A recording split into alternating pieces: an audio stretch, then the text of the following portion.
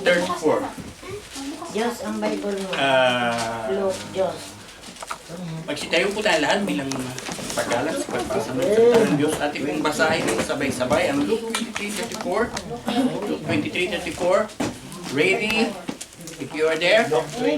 Ready? Luke chapter 20 verse 34. 34. Ito po ang unang sinalita ng ating Panginoon nung siya po ay nandoon sa bundok ng Kalbaryo na nakapako sa krus. At ito ang isa sa mga una niyang sinabi. Luke 23, chapter 20, verse 24. Ready? Begin. Then said Jesus, Father, forgive them, for they know not what they do. And they parted his raiment and cast lots. Amen. Salamat po muli, Ama. Salamat po sa mga salita niyo ito. Naway gabayan niyo po kami at naway bigyan niyo po ng karunungan ang inyong pong tagapagsalita sa amin ito. Sa pangalan ni Jesus. Amen. Makakaupo na po tayong lahat. Amen. Amen. Isa po ito sa mga salita na binanggit ng ating Panginoon nung siya nakabayubay doon sa bundok ng Kalbaryo. At ang pagkakasabi niya dito, Father, forgive them, for they know not what they do. Sabi nga ng iba, paano kita patatawarin? Hindi ka na humingi ng patawad sa akin. Hindi ka na humingi ng kapatawaran. Paano ba? Pinatawad na kita. May nagsabi namang bagong pag ginawa kasalanan, pinatawad na kita. Pero siguro, sa salitang tao lang yun. Pero siguro kung tayo nakalagay dun sa normal, nakatayo ng Panginoon, may sugat ka, pinagsasampi ka, tinuhog ka sa tagiliran. Yun na nga lang, naunahan ka sa sakit, nagmumura na eh. Yung pa kayang pahirapan ka pa sa krus, no? Pero kung ating titingnan ang mga sitwasyon ito sa panahon ng ating Panginoong Yesus, dun sa kanyang nangyari sa kanya, ang nakita niya, hindi yung siya'y nahihirapan. Hindi niya nakita yung siya ay ibinayubay sa krus. Ang nakita niya, yung awa niya sa mga tao. At dahil dun sa awa niya, ang sabi niya, Father, forgive them. Bakit gano'n ang sabi niya? Father, forgive them, for they know not what they do. Sa salita pong ito ng ating Panginoon, ito pinapakita dito, it portrays only His love. Dahil without love, hindi magagawa ang isang bagay.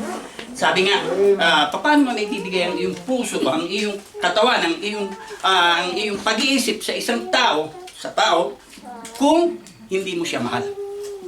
At ang Panginoon, ibinigay niya ang kanyang buong buhay, buong puso, at buong pagka-Diyos dahil sa mahal niya ang tao. It only portrays that He is only the mediator between God and man. Dito pinakikita po dahil ang sabi niya, Father, ibig sabihin, forgive them. Kasi ang tao, hindi makakalapit ng direkta sa Diyos without the mediator. At ang sabi dito sa 1 Timothy 2:5, for there is one God and one mediator between God and men. At sino ito? The man Christ Jesus.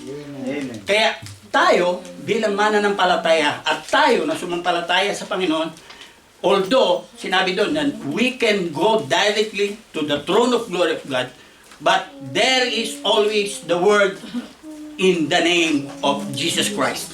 And that is the love that Jesus Christ has given us. At forgive tayo ng Ama dahil sa ginawa ng anak. It only portrays that. At ang sabi nga sa John 14:6, ano sabi niya? I am the way. Walang makakarating sa Ama. So, He is the way, the truth, and the life. At ang sabi niya, no man cometh unto the Father but by me. Kaya dito sa mga salitang binigkas ng Panginoon, it only portrays His love. It only portrays that He is the way. It only portrays that nobody can go to heaven or go to the Father without acknowledging what Jesus Christ had done to the cross. Kung kaya tayo bilang mga mananampalataya at nagtiwala sa ating Panginoon, dapat natin i-acknowledge what God has done on the cross. Dahil without acknowledging what God had done on the cross, walang silbi ang lahat ng ating ginagawa. So, dahil sa pag-acknowledge niya ito, ano sabi niya? Forgive them. Ibig sabihin, nagpatawad. Ibig sabihin niya, anuman, na yun ang ibinibigay niya. Ipinapasa, kumbaga, sa lahat ng kanyang mga anak, sa lahat ng kanyang mga believers, na kung ano yung kanyang ginawa, na mag-forgive, we must also forgive. Dahil yun ang ginawa ng Panginoon. He is only an example. Ipinakita niya sa tao na anuman ang ginawa sa'yo, anuman ang mga kasalanan na ginawa sa'yo, you have the heart to forgive.